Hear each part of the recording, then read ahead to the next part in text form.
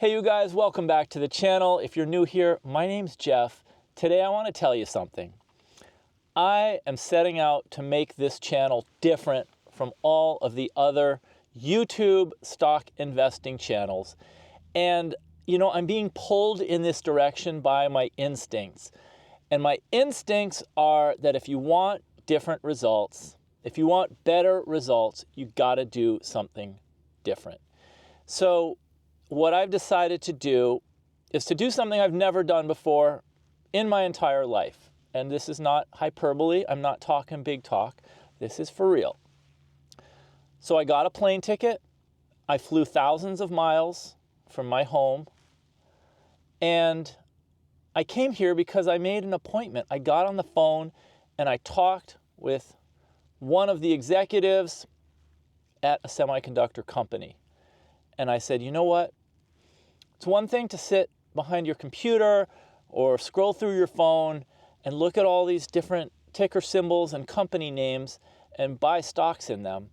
But that's entirely different than doing the kind of firsthand research and learning and understanding about a company that you need if you want to go to the next level with investing, which I do. That's what I want. And so if you're watching this video, if you're following this channel, if you're subscribed to it, then you're listening to somebody who's got the desire to understand things on a deeper level. Not just the surface, not just what everyone else sees, because we all have computers, we all have phones, so we all have ways to access basically the same information. So, first of all, my appointment is in 40 minutes. I got here early. I like to get places earlier. And, it's kind of important. You see, like I got this jacket here. I didn't want to just wear a sweatshirt. I'm even wearing a tie. I don't know if you can see it. Wearing a tie. Doot, doot. And it all started with this book, which I got years ago. I think I got this book a long time ago. One Up on Wall Street. It's by Peter Lynch.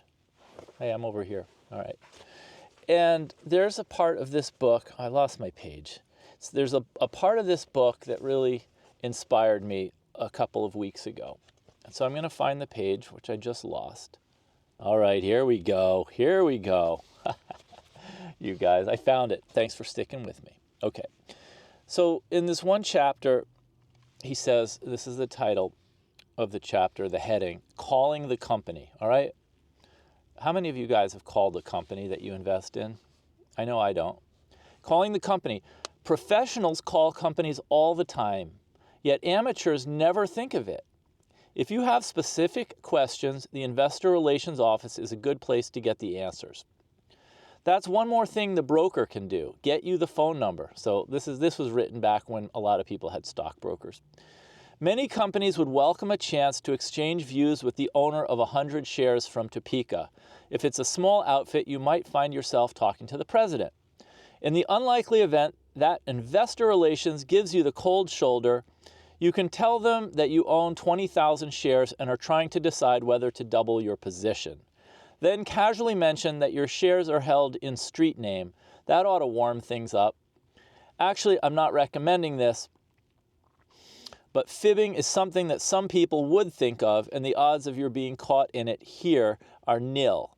The company has to take your word for the 20,000 shares because shares held in street name are lumped together by the brokerage firms and stored in an undifferentiated mass.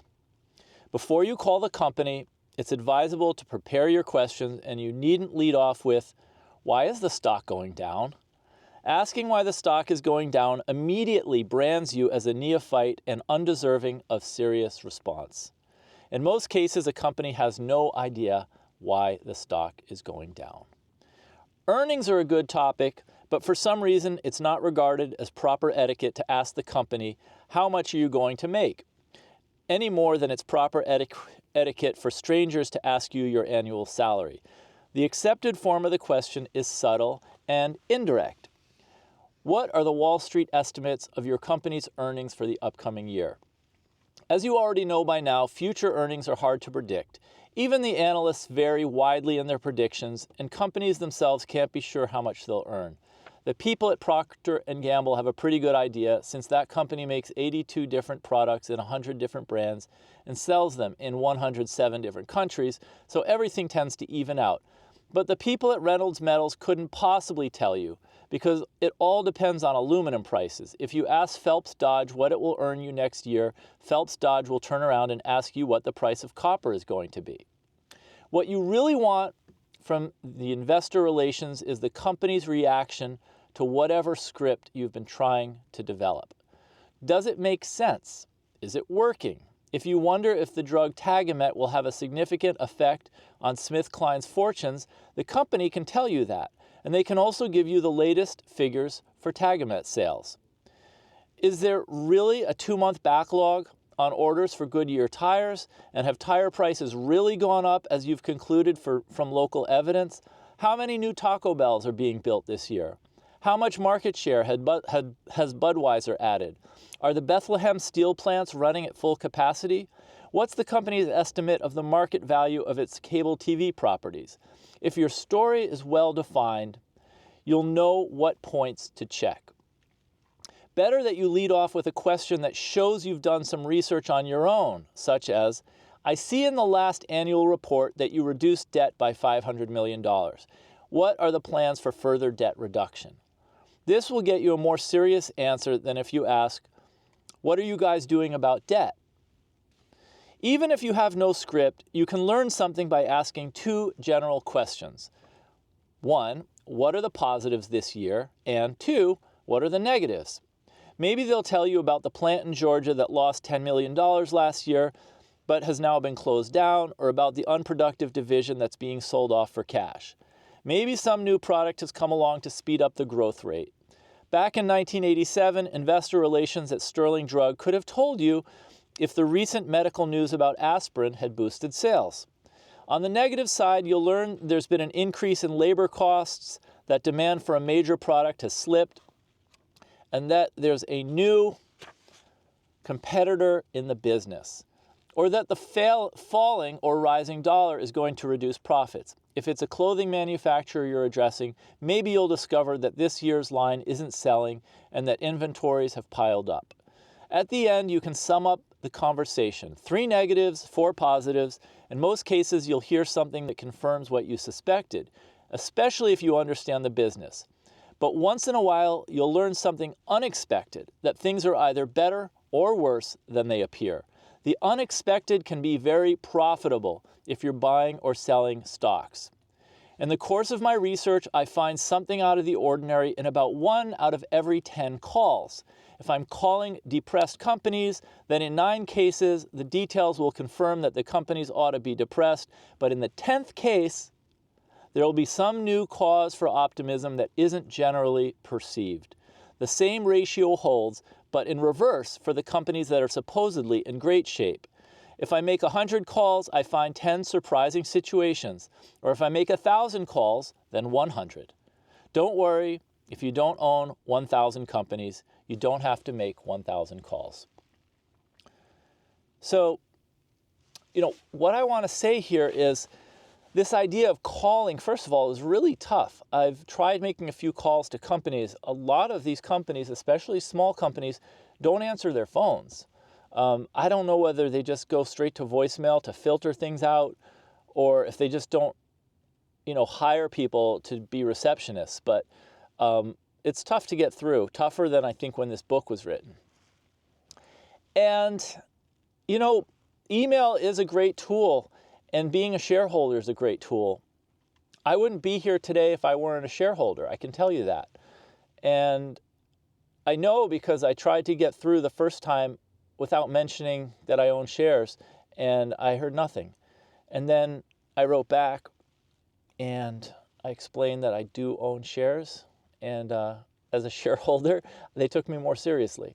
So this is kind of cool today because I've never been at a semiconductor company.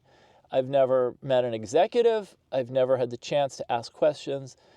And I feel like I'm in a much different spot because on this YouTube channel, I talk with you guys about different stocks I'm looking at and companies that I'm researching, but it's always from this position of, you and I are kind of in the same boat as far as what we can kind of dig up online.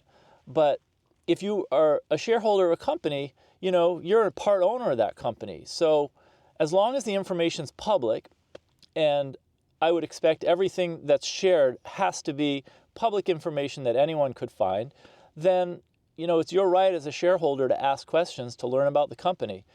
And I think also what I haven't gotten to yet in this book, but I read it earlier, is what you're really trying to do. Oh, you know what? This is because it comes up a little bit later in the same chapter. So you know what? Rather than give this away or not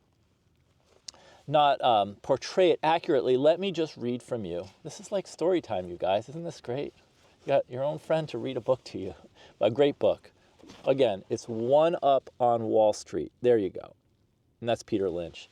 And again, this guy was amazing. He ran a portfolio. He'd often have way more than 1,000 stocks in the portfolio, and he was able to do a really good job and just beat the market by a large amount, and got a lot of respect not only from the people who invested with him, but other professional investors of his era widely regarded him as one of the best investors.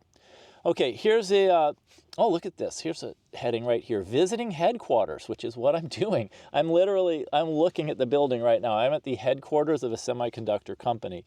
One of the greatest joys of being a shareholder is visiting the headquarters of the companies you own.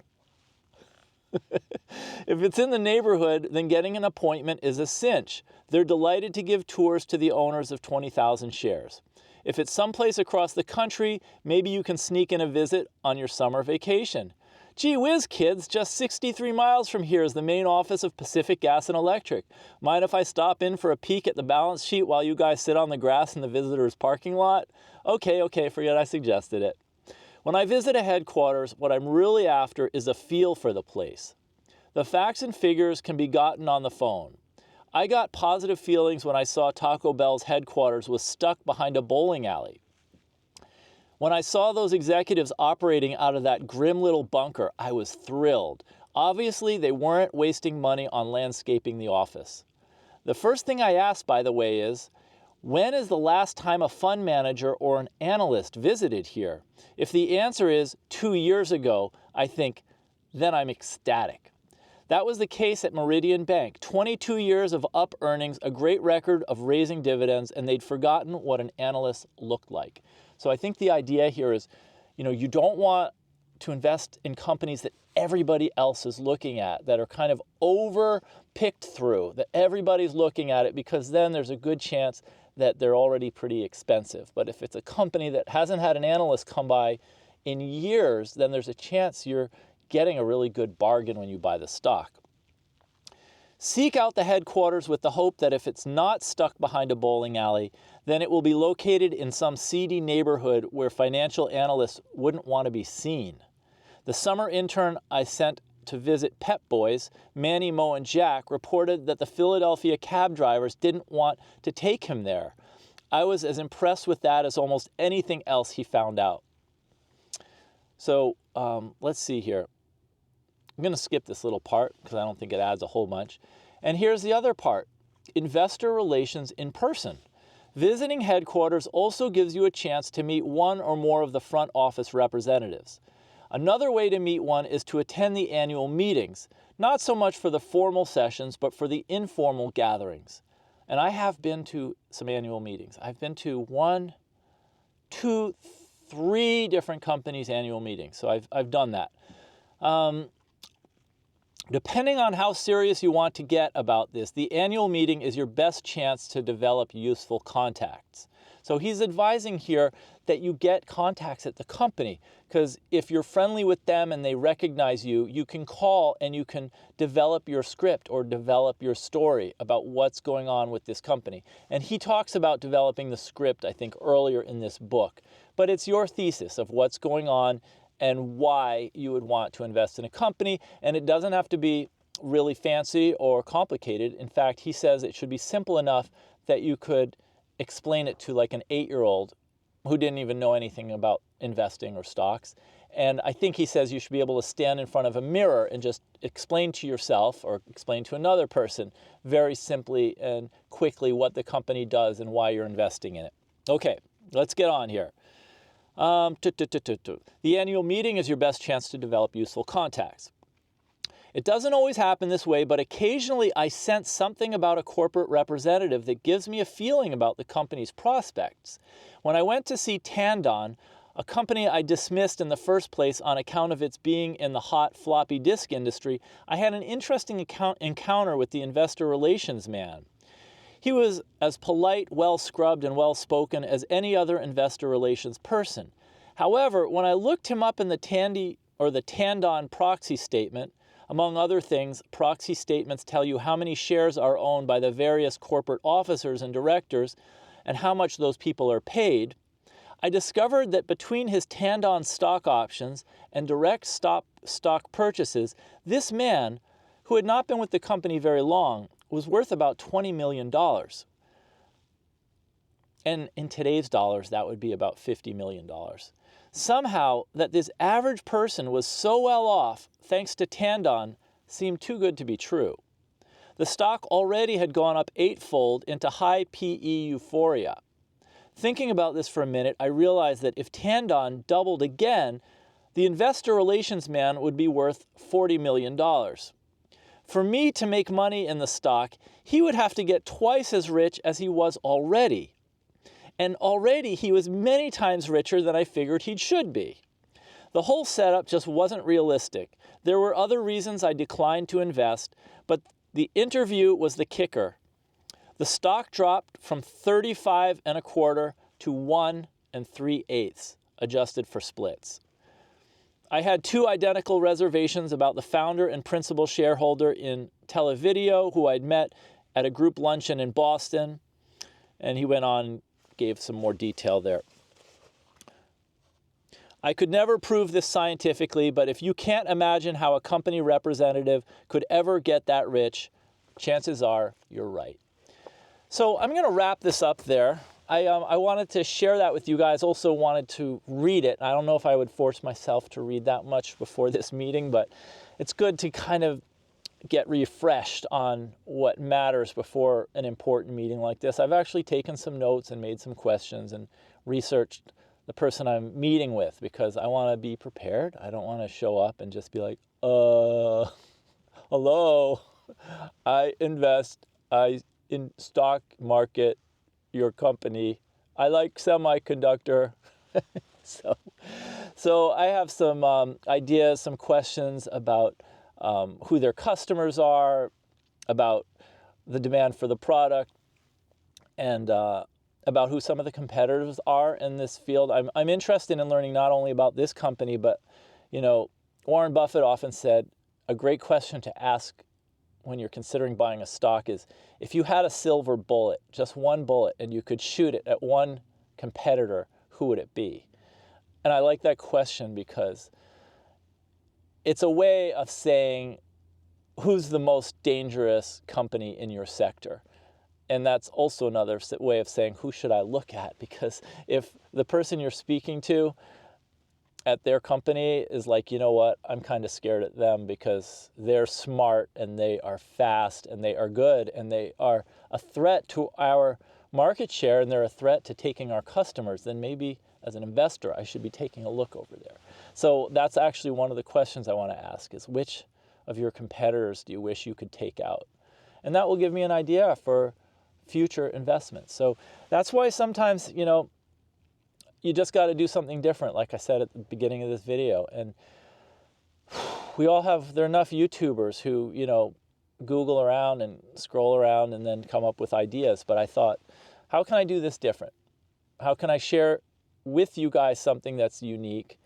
And I think the best way to do it is just to get on a plane and come out here and take a walk through the headquarters and get a feel for the place, like Peter Lynch said, and maybe ask some questions and learn some specifics. But I don't have any real expectations going in, just keep my eyes open and keep curious and be nice and let him do the talking and see what I can gain as far as learning something so that when I go to sleep tonight, I'll be a little bit wiser than when I woke up this morning. So thanks so much for sticking with me. If you made it all the way through this video, pretty good, nice going.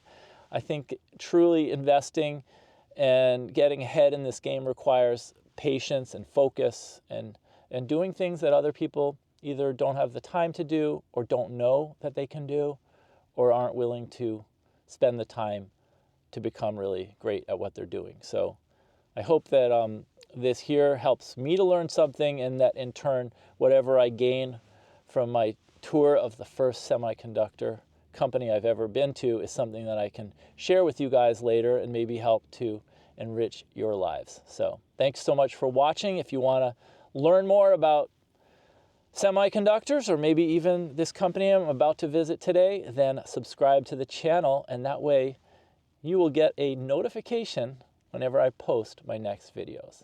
Thanks so much for watching, and I will see you in the next video.